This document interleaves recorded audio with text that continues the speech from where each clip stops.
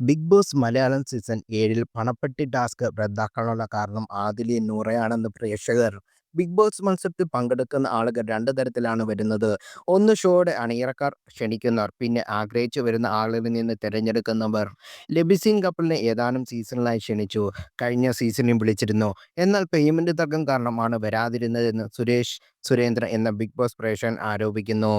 ഇന്നത്തെ big boss ചരിത്രത്തിൽ ആദ്യത്തെ ലബിസിൻ കപ്പോൾ തങ്ങളായതുകൊണ്ട് തന്നെ തക്ക പ്രതിഫലം ആവശ്യപ്പെടുന്നതാണെന്ന് അറിവ്. മറ്റുള്ളവരിൽ വ്യത്യസ്തമായി 40 ലക്ഷത്തിന്റെ കരാർ അടിസ്ഥാനത്തിലാണ് ഇവർ വന്നതെന്ന് റിപ്പോർട്ടുകളുണ്ട്. എന്നാൽ പണപ്പെട്ടി കൂടെ എടുത്തുകൊണ്ട് വോട്ട് സ്പ്ലിറ്റ് ആകാതെ നൂറ വിന്നറാക്കാനായിരുന്നു ലബിസെന്നിന്റെ അത്യാർത്തി.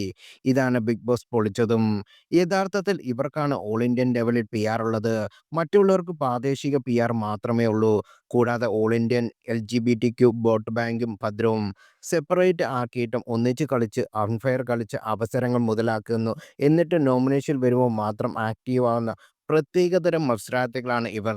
എപ്പോൾ ഒക്കെ വരുന്നു അപ്പോൾ ഒക്കെ തുടങ്ങും പ്രഹസനം. പിന്നിൽ നിന്ന് കുത്താനാണ് പിന്നെ കണ്ടന്റ് സ്വയം ബേബി ബേബി, ആരുമില്ല വെളുപ്പിക്കൽ, ക്രഞ്ച്, റൊമാൻസ്, എല്ലാ കാർഡും എടുക്കും. എന്ത് ചെയ്താലും ആരും ഒന്നും പറയില്ല. കാരണം അവർ വരുന്നത് ഒക്കെ മൊത്തം കമ്മ്യൂണിറ്റിക്ക് ആക്കി തീർക്കാൻ PR ഉണ്ട്. റിയാസ്, ദിയാസന ടീമുകളുണ്ട്. ഇപ്പോൾ ഒഴികെ ആര് കപ്പെടുത്താലും അർഹതപ്പെട്ടവരായിരിക്കും. ഈ മോൺസ്റ്റേഴ്സ് കാരണം പാവപ്പെട്ട ഒരുത്തന്റെ മണി ബോക്സ് അവസരം മാത്രമല്ല, ഒരാളുടെ ബിഗ് ബോസിൽ വരാനുള്ള അവസരം കൂടി നഷ്ടപ്പെട്ടെന്ന് അദ്ദേഹം കൂട്ടിച്ചേർക്കുന്നു.